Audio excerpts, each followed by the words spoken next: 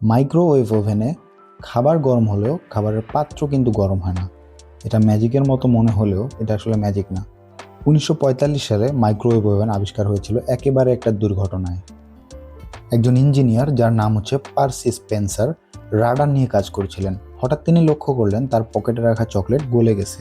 পরে তিনি পপকর্ন দিয়ে পরীক্ষা করে দেখেন, সেটাও ফুলে ওঠে, এমনকি ডিম দিলেও ফেটে যায়।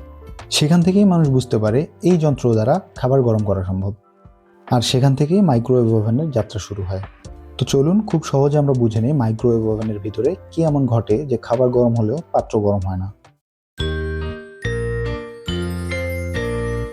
মাইক্রোওয়েভ ওভেন খাবার গরম করার জন্য একটা রেডিয়েশন ব্যবহার করে। এই রেডিয়েশনটার নাম মাইক্রোওয়েভ রেডিয়েশন।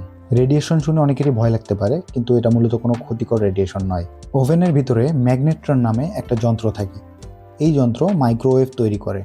আর এই ওয়েভের ফ্রিকোয়েন্সি 2.45।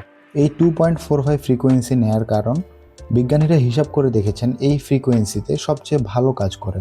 আমরা যখন ওভেন চালু করি, বিদ্যুৎ ম্যাগনেট্রনের ভেতরে যায়। সেখান থেকে ইলেকট্রন বের হয় এবং খুব দ্রুত ভিতরে ঘুরতে শুরু করে, এবং এই নির্দিষ্ট ওয়েভের ইলেকট্রনগুলো পানির অণুর সঙ্গে ঘর্ষণ সৃষ্টি করে।